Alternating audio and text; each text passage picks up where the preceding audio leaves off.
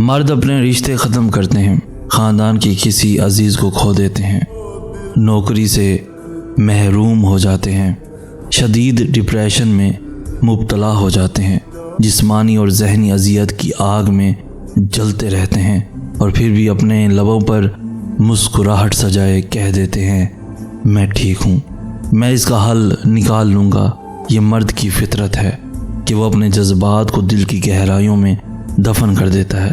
अंदर से वो टूट रहा होता है, लेकिन बाहर से वो खुद को मजबूत और बेनियाज जाहिर करता है।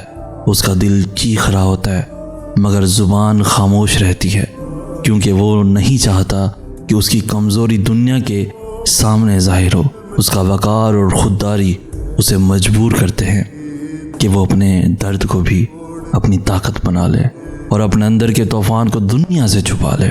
मज़ीद ऐसी खूबसूरत इन्फॉर्मेटिव वीडियोस के लिए हमारा चैनल सैयद एहसनास भी ज़रूर सब्सक्राइब कीजिए।